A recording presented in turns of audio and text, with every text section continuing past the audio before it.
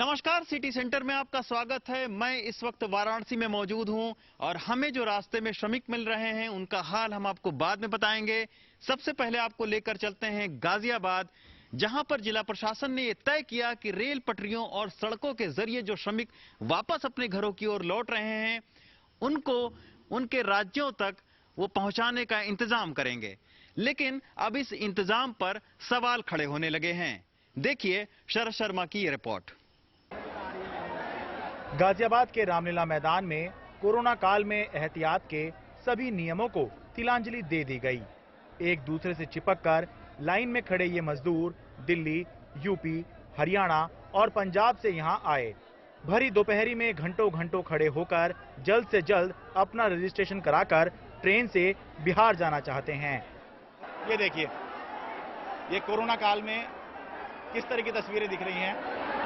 नहीं, आप चिपक के खड़े हो तो ये तो बीमारी तो हो ही सकती है, संक्रमण तो हो ही जाएगा। सर क्या करें, मजबूरी है। मरेंगे कि बचेंगे इसका तो कोई ठिकाना नहीं है सर। बीमारी से क्या मरेंगे, भूखे मर जाएंगे सर। घंटों लाइन में लगने और कोरोना के डर को ताक पर रखने के बाद भी बहुत से लोगों का बिहार की ट्रेन के लिए रजिस्ट्रेशन नहीं हो सका, क्योंकि ट्रेनें सीमित थी। प्रशासन ने 50 बसें बिहार के लिए चलाने का दावा किया, लेकिन क्योंकि भरोसा नहीं, इसलिए लोगों का गुस्सा फूट पड़ा। 8 तारीख को रजिस्ट्रेशन करवाया था, अभी तक मैसेज नहीं आया सर। एक हफ्ता से हमको दौड़ाया जा रहा है, हमारा कोई नहीं सुन रहा है। पुलिस वाला हमें गाली देता है, माँ बहन का गाली देता है, पुलिस वाला डंडा मारता है, खाने के लिए भी देता है मगर डंडा भी मारता है। रास्ता में चलते हैं पैर में छाले पड़ जाता है।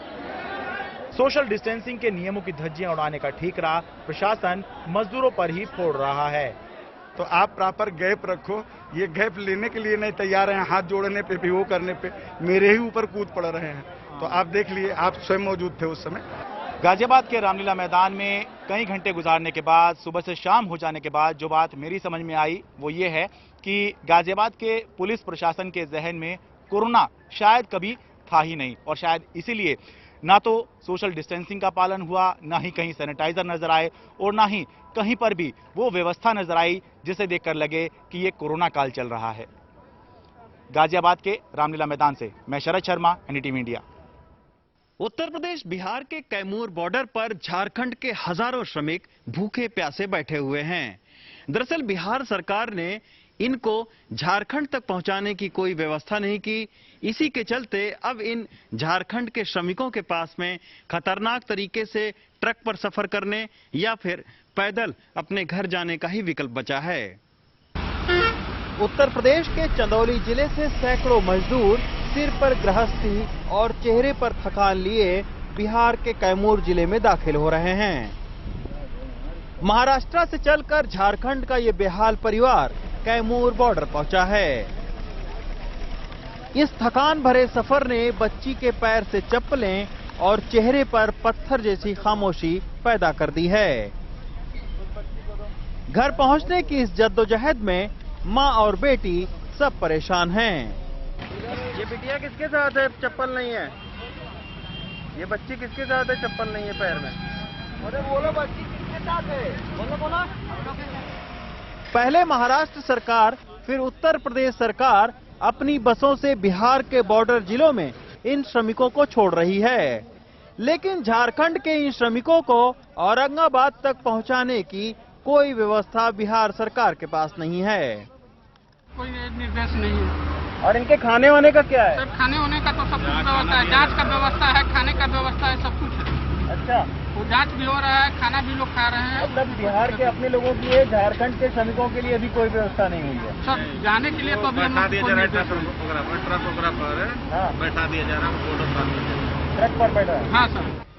बिहार सरकार अपने मजदूरों को पहुंचाने के लिए ट्रेन के टिकट और बसों की व्यवस्था कर रही है, लेकिन 2 दिन से कैमूर में झारखंड के भूखे प्यासे कई परिवार इस तरह बैठे हैं। बिहार सरकार ने एक तंबू लगाकर अपनी जिम्मेदारियों के झंडे गाड़ दिए हैं। झारखंड के लिए हमारे जितने भी हम लोग हैं सभी के लिए तो कोई व्यवस्था नहीं बनाई गई है, ना हमें गाड़ियों की सुविधा मिल रही है। वो बोल रहे हैं या पैदल जाए या गाड़ी रिजर्व करके जाए या ट्रक में बैठ के जाए, हमको इससे कोई मतलब नहीं है।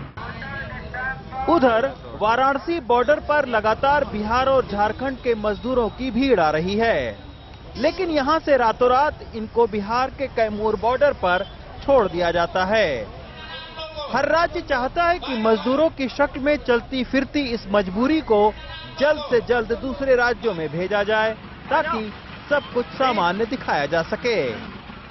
महाराष्ट्र उत्तर प्रदेश की सैकड़ों किलोमीटर की हैरानी परेशानी भरी यात्रा करके अब ये मजदूर बिहार के बॉर्डर में दाखिल हो रहे हैं, लेकिन कोरोना का बढ़ता संक्रमण और गांव में फैल रही बेरोजगारी अभी इनके हौसलों का और कड़ा इम्तिहान लेने वाली है।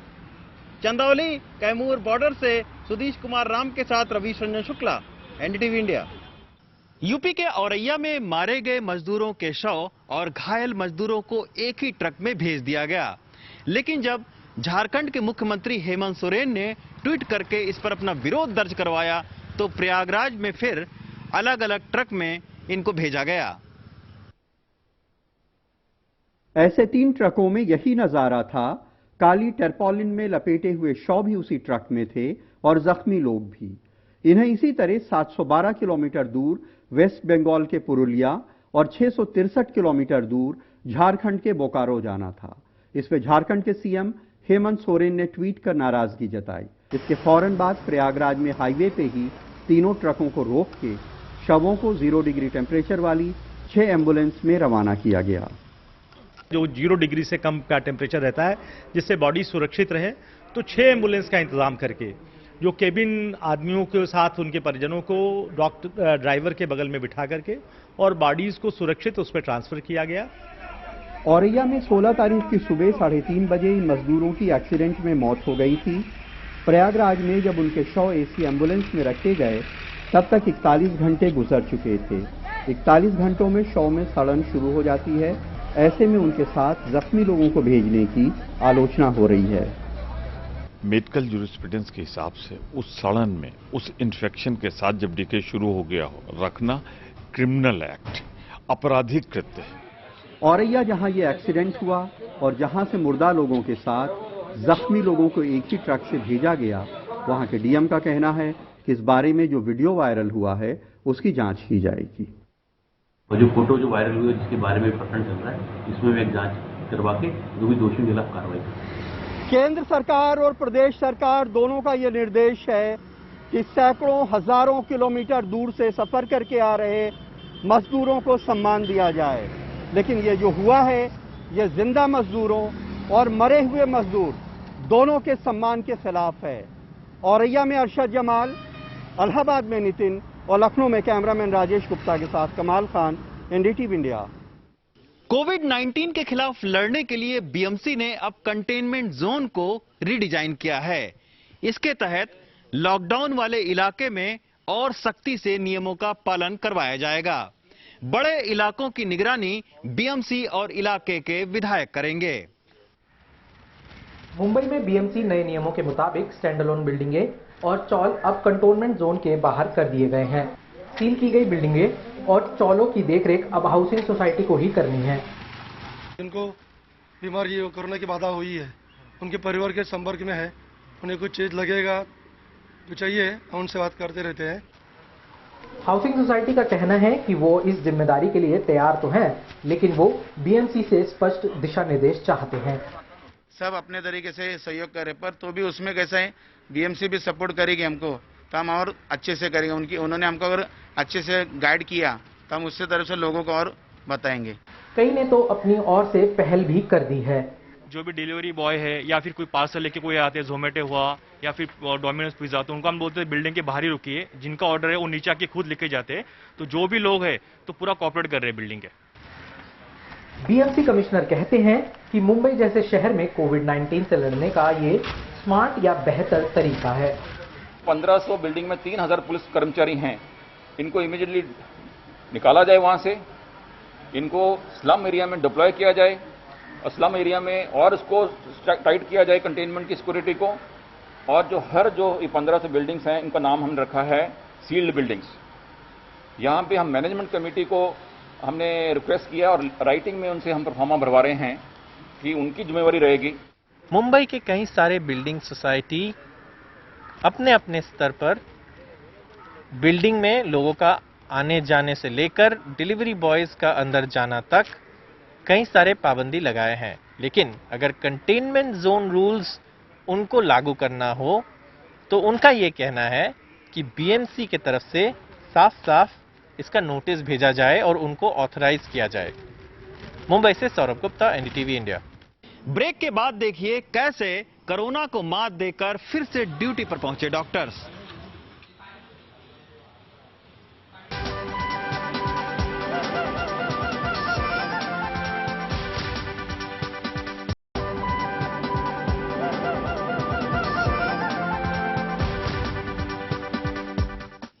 मुंबई शहर में कोरोना के संक्रमण के 20,000 से ज्यादा मामले आ चुके हैं। इसमें बड़ी संख्या में स्वास्थ्यकर्मी भी हैं, जिससे शहर इनकी किल्लत झेल रहा है। कई सारे ऐसे स्वास्थ्यकर्मी हैं जो ठीक होकर फिर से ड्यूटी पर आ गए हैं और कुछ ड्यूटी पर लौटने को बेताब हैं। मुंबई में डॉक्टर्स भी बड़ी संख्या में मरीज बन रहे हैं, लेकिन कोरोना के कहर से गुजरने के बाद भी ये योद्धा मरीजों के लिए मैदान में वापस लौट रहे हैं। तू है कोविड कर्म योद्धा, तू ना थकेगा कभी, तू ना थमेगा कभी, तू ना रुकेगा कभी, कर शपथ कर शपथ कर शपथ। ये हैं 25 साल की डॉक्टर नेहा, मुंबई के केईएम अस्पताल में पोस्टेड हैं। 16 अप्रैल को खुद कोरोना पॉजिटिव पाई गईं, लेकिन नेगेटिव होने के बाद अपना क्वारंटीन पीरियड खत्म कर केईएम अस्पताल में मरीजों की सेवा में फिर लौट आई हैं। मैं अब तक जिन जिन लोगों के साथ थी, जैसे मेरी रूममेट, मेरे फ्रेंड्स वगैरह और मेरे को-जेआर्स, वही नहीं तो मेरे सीनियर्स वगैरह, यही डर लग रहा था कि शायद मेरी वजह से वो इन्फेक्ट तो नहीं हो गए हैं।